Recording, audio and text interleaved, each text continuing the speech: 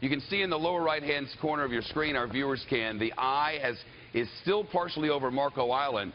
But, Steve, we believe the eye of the storm is going to reach you very quickly as we approach 4 o'clock on the East Coast, and the maximum sustained winds of Hurricane Irma are now hitting between Marco Island and Naples. And Steve Harrigan's in Naples. Yep. Describe it.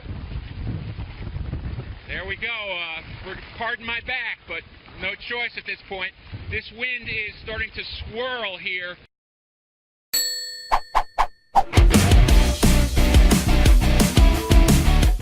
Behind me, and it's really gotten a lot darker too.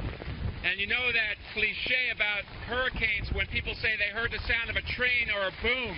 We just heard a large boom in the distance as well too. So it's darker, and this has got to be the walleye. I think we're seeing over 100 right now as I'm just trying to keep my feet. And the other thing might be hard to notice is I've got, in the last 3 or 4 minutes, 6 or 7 inches of water here flowing like a small river. This is one of the highest parts in Naples, so we'd like to get around and show you much worse parts if we can, but I really don't think we can move and keep a signal up at this point. But you've got to figure the water is rising.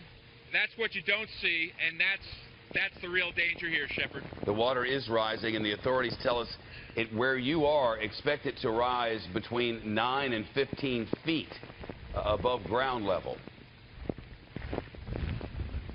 Yeah, these things are always so hard to visualize. I mean, to stand here and to think that you're going to be 3 feet underwater in the next few hours is hard to process, no matter how many storms you've been in. I think you're very close to the Eyewall now, Steve. I'm looking at the radar and knowing your exact location, and I think you're at the worst of it and probably will be for the next, I'm guessing now, 10 or 15 minutes, and then Eyewall time, and then eye of the storm. Yeah, well, that's, you know, if we can make it another 15, that's just a testament to Fox Engineering to be able to. They've gone through about 4 or 5 live views and a couple of BGANs to keep this shot up. So hats off to everybody here who've got the equipment up to keep the shot up. If we can get through the next 15, I think we're going to be all right. But then the next day or two, we'll probably be showing you people's flooded houses, and hopefully not people who've been stuck in their cars or in those houses, Shepard.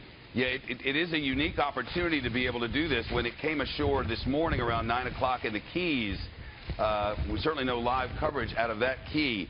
But now the outer bands of this storm, watch the last movement here, just getting to Naples. So Steve is in the thick of it and will be now for, I don't know, foreseeable future. Yep. Still not Gulfport, Shepard.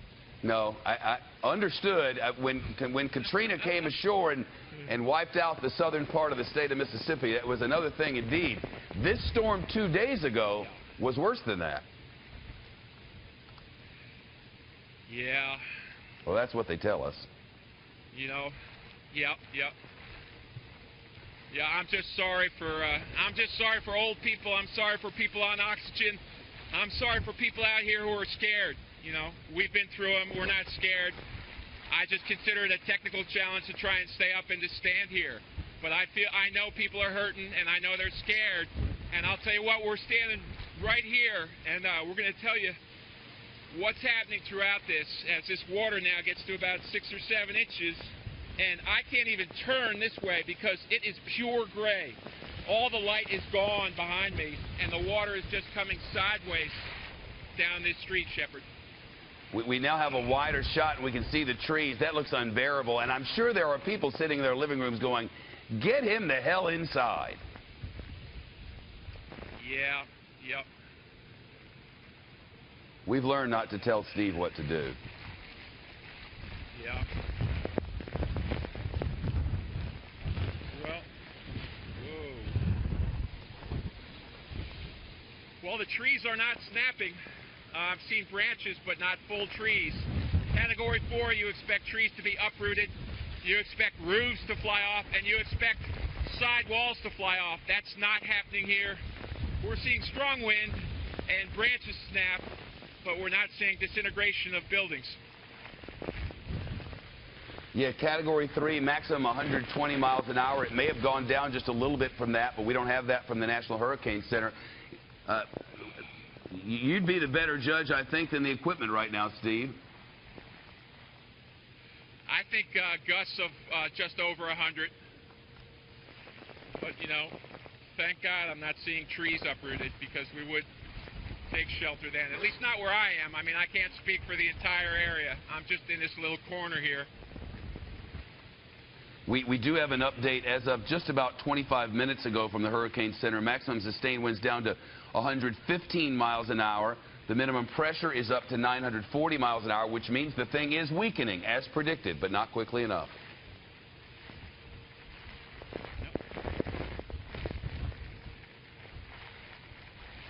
This is just a stream of water now. This is more rain than we've seen so far today. It's coming in sideways, and it's just, there's no space in between the drops.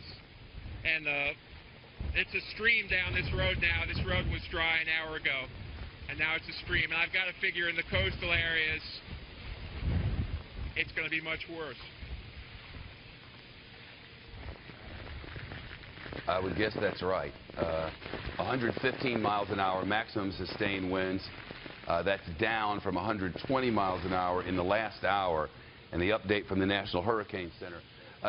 Steve, just talk us through it as you can. All right. We've seen worsening of conditions over the last hour or so. The part that you're really concerned about in any of these storms, wow. This is just circling now in front of me. The wind is beginning to swirl around.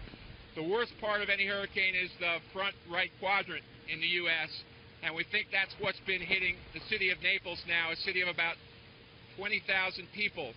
This storm has fooled a lot of people where it was going to hit. People in Miami were afraid. They went to Naples. I know people who moved their families to Naples. I almost moved mine here, but fortunately made a different decision. So people have tried to dodge this, and people left Naples and went north. To get out of this storm was such a headache, because basically you had to leave the state of Florida, and after a while you couldn't do that by plane. You can only do that by car, and there were gasoline shortages and traffic jams. At one point, you know, the Florida Turnpike and 95 North were about 5 miles an hour. So I really understood people like my neighbor who said, what am I going to do? Am I going to get in a car, and who knows if I'll get gas? Who knows if I'll get a hotel room? So you make life-threatening decisions whatever you do. I'm really tired of hearing people scold Floridians for not leaving. I mean, leaving was no bargain. It was no picnic to get out of this state. And I gotta tell you, oh, Jesus. So 15 minutes, then the eye's going to come out. That's probably going to last about 20 minutes, and then the backside of the storm. And then we'll see if what they're saying is true. Is there going to be a 15-foot storm surge? Is it going to come up abruptly and suddenly? That's what they've warned us. That's why everyone's phone is blinking. If that does happen, the first story of most buildings, the first floor of this hotel that we're in, and a lot of single-story dwellings could be underwater. We could see people on their roofs at night if that does happen. But with all these storms, you have to wait and see if it actually does happen, Shepard. I think it will. Janice Dean is with us watching. Janice, this is the front edge, the leading eye wall, we presume. That's exactly right. If you look at the radar, you have the strongest winds right now over Steve Harrigan, and we're saying 115 mile per hour sustained winds right now from the National Hurricane Center. That's their latest advisory. And then, as Steve mentioned, I think around 4:50 p.m. Eastern Time is when he will experience that crazy calm when the eye of the storm actually comes over Steve. How's it going, Steve? It's fine, Shepard. I know that you'd like to be here right now. You always want to be where the storm is, but, you know, you do what you do. Hey, you're doing a great job there. It's very dry here, and we have catering, Steve. You know, watching you is unpleasant. I'm going to take that as a compliment. You should. But this is You know, it can buckle you a little bit, but it can't knock you off your feet yet. Its water's about 6 or 7 inches, and it's beginning to pool. It's dark, and there's not a soul out. We've seen a few people walking around earlier in the day. Now no one's out, and in the distance, people are just sort of like shadows or figures because the visibility is down to about 0. You can understand why a first responder would be putting his life at risk were he or she to venture out in these kind of conditions. You have a power line dangling over there. Power lines are going to be coming down. You have trees snapping. You have debris in the road. And you have wind that could, in gusts, certainly move your vehicle off the road as well. So I know that first responders in the Naples area are itching to get out and save people. And I think, you know, rules might be bent or broken in the next couple of hours for them to do so. But it would be suicidal to be driving around in this right now, Shepard. September 10th is a lot of things. September 10th is the absolute peak of hurricane season. It is the most hurricane-y day of the entire hurricane year, September the 10th. And September 10th is also, should you tell them or should I? It's not about us, right, Shepard? It is this time. It's Steve Harrigan's birthday. And what are you going to do on your birthday? Go to a ball game, maybe hang out with the family, or do you want to be on the leading edge of the eye of Hurricane Irma, standing in the water in Naples, Florida, and talking to Moron Shepard back in New York? Steve, thank you for choosing the latter. No way, man. Thanks, Shepard. Let's just hope everyone gets through this okay. You know, as Senator Rubio said this morning, you don't want to be the guy that a tree falls on, and we certainly don't want to be that guy here, Shepard. No, you never do.